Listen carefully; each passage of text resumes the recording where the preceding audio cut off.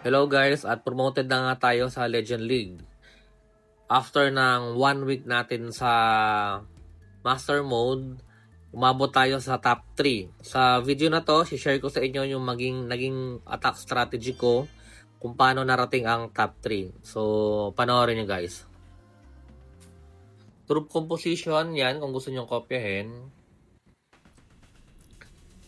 Nagde-deploy ako ng RC or RC charge sa bawat corners, either 12, 3, 6, or 9 o'clock. Sinecheck ko lagi yung fire splitter kung saan nakatutok. Kung medyo gitnang-gitna or mahirap abutin yung fire splitter, hanggat maaari sa likod ako nagde-deploy niyan. Pero sa case na to, malapit sa town hall, usually kasi tayo, 'di ba? Ability tayo ni Warden pag nasa town hall. So sasalubungin ko 'yan. Kasi may effect pa yung ability ni Warden habang tumitira yung fire splitter. So nababawasan yung impact dun sa troops natin. In short, hindi sila mauubos kahit na nakatutok sila. At the same time, dyan din naman ako nag-rage spell pagka malapit sa town hall. So mabilis din aatake ng troops natin yung fire splitter at monolith. Yung sa inv ko naman, pagka mabigat ng def, dire-diretso inv every 4 seconds. Pero pag medyo konti lang yung def, hinahayaan kong mag-effect muna yung talent ni Fox. Sa kabilang side nung RC Charge, doon ako nagpa-funnel gamit yung Queen, Siege Barracks, then King. Yung sa King, medyo maaga ako nag-ability para pandagdag funnel. Then gitna, killing troops. Kung mapapansin nyo nga dyan, sinalubong ko, nag-reach agad ako, then nag-ability agad ako ni Warden. Dahil nga, tinitira tayo both ng TH, ng Monolith, ng Fire Splitter. So, hindi tinatablan, at the same time, nag-gain pa ng HP yung troops natin. Kaya hindi sila mauubos. Overgrowth naman, mag-overgrowth ako sa isang side para mag-focus sa isang side lang yung troops natin at magsama-sama. Ang technique kasi nito, mas malakas yung troops natin kung magkakasama. Lalo na dapat laging ka-partner yung healer. Kumaga, parang only life yung troops natin. Nagre-reserve naman ako ng isang free spell. Kasi usually, ang in-overgrowth ko medyo may mabigat na def. Kung kaya, doon ko siya nire-reserve. Yung baby dragon naman, saka sa archer, kung sakaling may maiwang building na medyo malayo, para iwas time fail, doon ko siya ginagamit. Or pwede rin namang support kung hindi na kailangan mag-clean up sa malayong building. So check nyo guys, yung mga susunod pa na gameplay ko, bawat attack kasi medyo nag-a-adjust tayo ng deployment, ng timing, depende sa base. So para mas ma-maximize yung strategy ko, tapusin nyo itong video na to.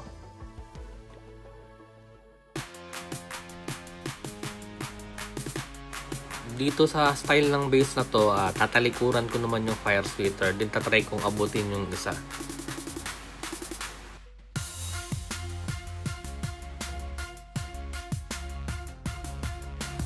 Pag yung town hall merong inv tower, gagabitin natin yung skill ni Queen para maabot yun, para ma-activate, para bago dumating yung troops natin dun sa part na yon, wala nang effect yung inv tower.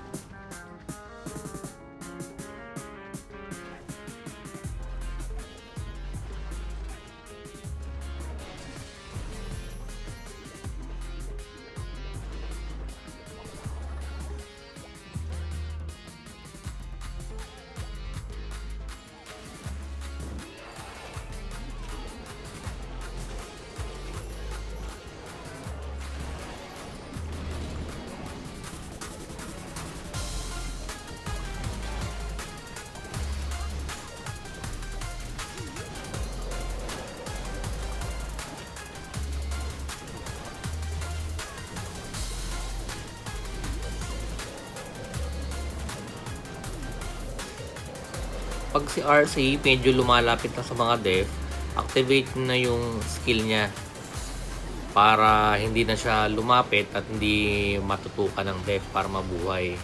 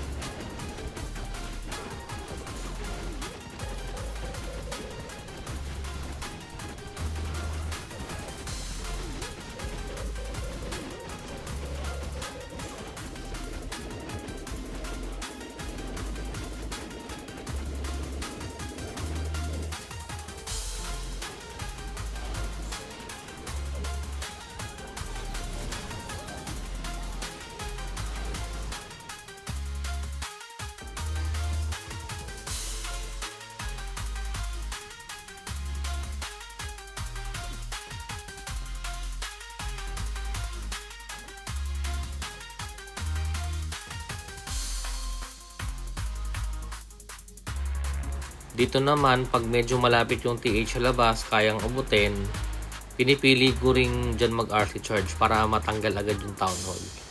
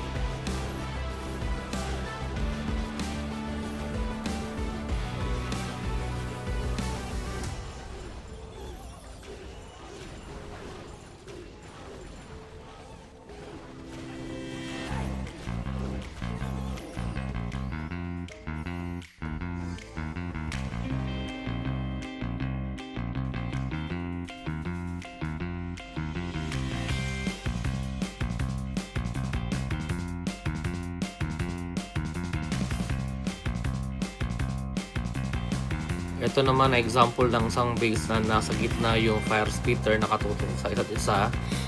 Bali, pipili lang ako ng isang side para nakatalikod yung isa lang yung kakasasalubungin natin. Meron ding infi tower dito, dapat patamaan natin ng giant arrow ni Queen yan para pagdating ng troops natin doon sa may gitna, wala nang effect yung infi tower.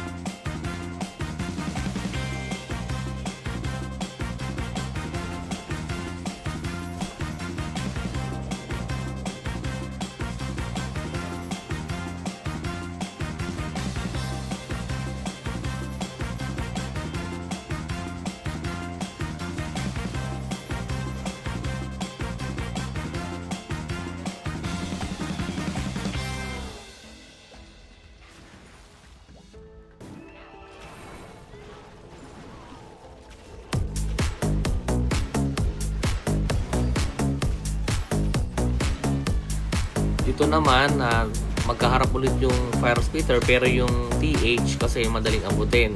So pinili kong mag-deploy malapit sa TH dahil mag-activate naman ako ng warden ability. So kahit tutukan tayo nung fire spitter, okay lang dahil may warden ability naman.